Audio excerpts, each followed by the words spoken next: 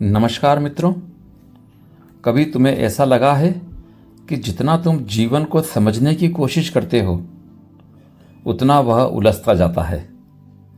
जितना तुम रास्ता खोजते हो उतना रास्ता धुंधला पड़ जाता है। हम सब मानकर चलते हैं कि जीवन एक यात्रा है, कहीं पहुंचना है, कुछ बनना है, कुछ हासिल करना है। पर अगर सच इसके उलट हो, अगर जीवन किसी मंजिल तक पहुंचने की दौड़ नहीं बल्कि पहले से घट रही एक धारा हो जिसमें तुम पहले से बह रहे हो, बस तुम्हारा मन किनारे पर खड़ा नक्शा बना रहा है, यही ताओ का प्रवेश द्वार है। एक ऐसा मार्ग जो मार्ग नहीं, एक ऐसा सत्य जो विचार नहीं बल्कि अनुभव है। ओशो ताओ को समझाते हुए बार बार इस भ्रम को तोड़ते हैं कि आध्यात्मिकता कोई उपलब्धि है। वे कहते हैं, प्राचीन रहस्यदर्शी लाओत्से ने जो कहा वह किसी धर्म की स्थापना नहीं थी, वह जीवन को बिना छेड़े देखने की कला थी। ताओ ते चिंग में जो वचन है वे नियम नहीं, संकेत हैं। जैसे कोई चांद की ओर उंगली उठाए और मूर्ख उंगली पकड़ ले। ताओ को पकड़ना संभव नहीं, क्योंकि पकड़ते ही वह विचार बन जाता है और ताओ विचार से परे हैं। हम बचपन से सिखाए जाते हैं कि कुछ बनो, अभी तुम अधूरे हो, तुम्हें पूरा होना है। यही शिक्षा भीतर एक स्थायी कमी की भावना बो देती है। हम अपने ही खिलाफ एक दौड़ में उतर जाते हैं। जब तक कुछ हासिल नहीं होता बेचैनी रहती है, हासिल होते ही थोड़ी राहत, फिर नया लक्ष्य। यह चक्र कभी खत्म नहीं होता। ताओ इस पूरी संरचना को भ्रम कहता है।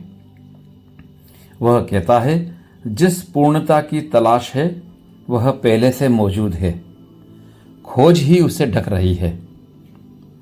जरा ठहर कर देखो, जब तुम बिना किसी उद्देश्य के बैठे होते हो, हवा को महसूस करते हो, दूर कहीं पक्षी की आवाज़ सुनते हो, उस क्षण कोई कमी नहीं होती। उस क्षण तुम पर्याप्त हो। पर मन तुरंत कहता है, समय बर्बाद मत करो, कुछ उपयोगी करो। यही मन का हस्तक्षेप है। ओशो कहते हैं कि जीवन की समस्या जीवन नहीं, हमारा दखल है। हम हर चीज को सुधारना चाहते हैं, खुद को, दूसरों को, हालात को। सुधार की यह लगातार कोशिश ही असंतोष को जन्म देती है। नदी का उदाहरण ताओ बार बार देता है। नदी बहती है क्योंकि बहना उसका स्वभाव है। वह अपने रास्ते से लड़ती नहीं। चट्टान मिले तो मुड़ जाती है, गिरावट मिले तो झरना बन जाती है। उसमें अहंकार नहीं कि मैं सीधी ही जाऊंगी। मनुष्य की परेशानी यही है कि वह जीवन को निर्देश देना चाहता है। वह कहता है, ऐसा होना चाहिए, वैसा नहीं। इस चाहिए ने हमें वास्तविकता से दूर कर दिया है। ताओ कहता है, जो है उसे हाँ कहो, विरोध कम होगा, पीड़ा कम होगी। ताओ का एक गहरा सूत्र है, वू वही, बिना प्रयास का कर्म। इसे अक्सर गलत समझा जाता है, जैसे कुछ ना करना। असल में यह पूर्ण क्रियाशीलता है, पर बिना तनाव के। जैसे कोई नर्तक नाचते नाचते नाच ही बन जाए। जब मैं नाच रहा हूं का भाव मिटता है, केवल नृत्य बचता है, वही वो वही है। जब मैं कर रहा हूं का बोझ गिरता है, कार्य खेल बन जाता है, थकान कम, आनंद अधिक। मन लगातार शोर करता रहता है। यादें, कल्पनाएं, तुलना, भय। यह शोर वर्तमान क्षण को ढक देता है। ताओ वर्तमान के अलावा कहीं नहीं। जैसे ही तुम सच में इस क्षण में उतरते हो, विचार थोड़ी देर के लिए पीछे हट जाते हैं। उस खाली जगह में एक शांत जागरूकता उभरती है। वही ताओ का स्वाद है। उसे बनाने की जरूरत नहीं, बस जगह देनी है। सरलता ताओ की सुगंध है। बच्चे को देखो, वह बिना कारण हंस सकता है, रो सकता है, फिर तुरंत खेल में लग जाता है। वह अनुभवों को जमा नहीं करता। हम हर अनुभव को पकड़ लेते हैं। उसने ऐसा कहा, मुझे वैसा करना चाहिए था। यह संचय मन को भारी कर देता है। ताओ हल्का होने की कला है। जो घटा उसे जाने दो। हर क्षण नया है। महत्वाकांक्षा ताओ की दृष्टि में सूक्ष्म बीमारी है, क्योंकि वह कहती है कि अभी जो हो वह पर्याप्त नहीं। यह विचार तुम्हें अपने अस्तित्व से अलग कर देता है। तुम बनने में इतने उलझ जाते हो कि होना भूल जाते हो। ओशो कहते हैं, जागरण सुधार से नहीं आता, देखने से आता है। जब तुम साफ साफ देखते हो कि तुम्हारा संघर्ष व्यर्थ है, वह अपने आप ढीला पड़ने लगता है। प्रकृति ताओ की खुली किताब है। सूरज रोज उगता है पर कभी जल्दी नहीं करता। पेड़ धीरे धीरे बढ़ते हैं पर तनाव में नहीं। केवल मनुष्य है जो समय से लड़ रहा है। घड़ी ने हमें बांध लिया है। ताओ कहता है, जीवन की अपनी लय है, उसमें भरोसा रखो। जब तुम उस लय में आ जाते हो, साधारण काम भी गहरे हो जाते हैं। चलना ध्यान बन सकता है, सांस लेना प्रार्थना। समर्पण शब्द से डर लगता है, क्योंकि अहंकार उसे हार समझता है। पर ताओ में समर्पण हार नहीं, विस्तार है। जैसे बूंद सागर में गिरकर मिटती नहीं, सागर बन जाती है। जब तुम जीवन के प्रवाह को स्वीकारते हो, मेघ का कठोरपन पिघलने लगता है। एक कोमलता आती है, एक भरोसा कि अस्तित्व तुम्हारे खिलाफ नहीं। उसी भरोसे में शांति जन्म लेती है। धीरे धीरे तुम्हें महसूस होने लगता है कि जीवन कोई समस्या नहीं जिसे हल करना है, बल्कि एक रहस्य है जिसे जीना है। तुम उसे नियंत्रित करने की जगह उसमें सहभागी बनते हो।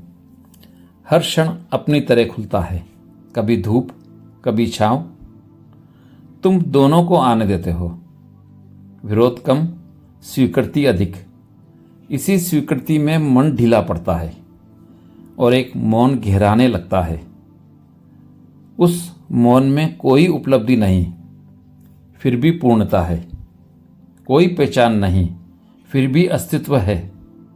यही ताओ का स्वाद है, बिना नाम बिना रूप पर बेहद जीवित। और जैसे जैसे तुम इस स्वाद के साथ रहने लगते हो, तुम्हें समझ में आता है कि रास्ता कभी था ही नहीं। जो था वह यह बहता हुआ जीवन था, और तुम हमेशा से इसी धारा में थे। बस अब पहली बार तुम्हें इसका एहसास हो रहा है, और यह एहसास किसी निष्कर्ष की तरह नहीं, एक निरंतर खुलते अनुभव की तरह है, जो अभी जारी है और गहराता जा रहा है। और जब यह अनुभव गहराने लगता है, तो तुम्हें दिखता है कि अब तक तुम जीवन को बाहर से देख रहे थे, जैसे कोई दर्शक फिल्म देखता है, पर अब तुम पर्दे के पीछे की रोशनी को महसूस करने लगते हो। पहले घटनाएं थी, अच्छी बुरी सही गलत, अब केवल घटित होना है। यह सूक्ष्म बदलाव है, पर यहीं से ताओ की असली सुगंध आती है। तुम पाते हो कि दुख भी आता है, पर पहले जैसा चुपता नहीं। खुशी भी आती है, पर पहले जैसी पकड़ पैदा नहीं करती। भीतर कोई शांत साक्षी जन्म लेता है, जो दोनों को गुजरते हुए देखता है। ओशो कहते हैं कि ताओ को समझने के लिए जीवन को सुधारना नहीं, उसे बिना निर्णय के देखना सीखो। निर्णय मन का खेल है। यह अच्छा, वह बुरा। जैसे ही तुम निर्णय करते हो, तुम विभाजित हो जाते हो। ताओ अविभाजित है। उसमें प्रकाश और अंधकार दुश्मन नहीं, एक ही ले के दो छोर हैं। दिन रात में बदलता है, रात दिन में। अगर तुम केवल दिन चाहते हो तो तुम जीवन के आधे हिस्से से लड़ रहे हो। यही संघर्ष थकान बनता है। धीरे धीरे एक भरोसा उगता है, अस्तित्व तुम्हारे खिलाफ नहीं। यह भरोसा किसी विश्वास प्रणाली से नहीं आता, बल्कि अनुभव से आता है। जब तुम बार बार देखते हो कि जीवन अपने आप संतुलन बना लेता है, तब तुम ढीले पड़ते हो। पहले तुम हर बात में हस्तक्षेप करते थे, अब थोड़ा पीछे हटते हो। यह पीछे हटना पलायन नहीं, परिपक्वता है। जैसे कोई माली जानता है कि बीज को खींचकर पेड़ नहीं बनाया जा सकता, केवल सही मिट्टी, पानी और धूप देनी है, बाकी काम जीवन खुद करेगा। लाओत्से ने कहा था कि जो कठोर है वह टूटता है, जो कोमल है वह टिकता है। पानी को देखो, नरम, पर चट्टान को भी काट देता है। ताओ का साधक भी पानी जैसा होता है। वह जिद्दी नहीं, पर कमजोर भी नहीं। उसकी ताकत उसकी लचक में है। पहले तुम हर बात पर अपनी पहचान बचाते थे, अब पहचान इतनी गंभीर नहीं लगती। कोई कुछ कह दे तो भीतर तूफान नहीं उठता, जैसे आसमान से एक बादल गुजरा और चला गया। मन की एक आदत है कहानी बनाना। मेरे साथ ये हुआ, इसलिए मैं ऐसा हूं। ताओ उस कहानी को ढीला करता है। तुम देखते हो कि घटनाएं हुई, पर तुम उनसे बड़े हो। पहचान की पकड़ ढीली पड़ती है तो एक हल्कापन आता है, जैसे कंधों से कोई अदृश्य बोझ उतर रहा हो। तुम पाते हो कि हर क्षण नया है, और तुम उस पुराने चश्मे से देख देख कर ही थक रहे थे। जैसे ही चश्मा उतारा, रंग बदल गए। वो वही अब केवल शब्द नहीं रहता, अनुभव बनता है। काम वही है, चलना, बोलना, कमाना, संबंध निभाना, पर भीतर की गुणवत्ता बदल जाती है। पहले हर काम में मुझे कुछ मिलना चाहिए की छाया थी, अब काम अपने आप पूरा है। तुम खाना बनाते हो, वह ध्यान हो सकता है। किसी से बात करते हो तो वह मिलन हो सकता है। परिणाम की चिंता कम, वर्तमान का रस अधिक। यह आलस्य नहीं, बल्कि गहरी सजगता है जिसमें तनाव नहीं। धीरे धीरे तुम पाते हो कि मौन अब केवल बाहर की चुप्पी नहीं, भीतर की भी है। पहले तुम अकेले होते थे तो बेचैन होते थे, अब अकेलापन भी एक मधुर जगह बन सकता है। यह अकेलापन अलगाव नहीं, अपने साथ सहज होने की अवस्था है। इसी में ताओ की जड़ें गहरी होती जाती है, क्योंकि जब तुम अपने साथ सहज हो जाते हो, तब दुनिया के साथ भी सहज हो जाते हो। तुम्हारा संबंधों को देखने का ढंग बदलता है। पहले तुम लोगों से कुछ चाहते थे, सम्मान, प्यार, मान्यता। अब चाह थोड़ी ढीली पड़ती है। इसका मतलब यह नहीं कि प्यार कम हो गया, बल्कि वह शुद्ध हो गया। पकड़ कम, उपस्थिति अधिक। जैसे तुम किसी के साथ बैठो और कुछ कहने की जरूरत ना हो, फिर भी संवाद हो रहा हो। यही ताओ का स्पर्श है, शब्दों से परे समझ। डर भी धीरे धीरे अपना रूप बदलता है। पहले भविष्य की अनिश्चितता डराती थी, अब अनिश्चितता ही जीवन का स्वाद लगने लगती है। अगर सब तय हो तो जीवन मशीन बन जाए। ताओ अनिश्चितता को स्वीकारता है, क्योंकि वही रचनात्मकता है। तुम पाते हो कि भरोसा बढ़ रहा है, किसी भारी शक्ति पर नहीं, बल्कि जीवन की धारा पर। जैसे नदी को पता नहीं समुद्र कहाँ है, फिर भी वह बहती है। तुम्हारी गति बदलती है। पहले जल्दी थी, कुछ छूट न जाए, अब एक आंतरिक धैर्य आता है। तुम पाते हो कि बहुत सी चीज़ें अपने समय पर ही खिलती है। तुम खींचोगे तो टूट जाएगी।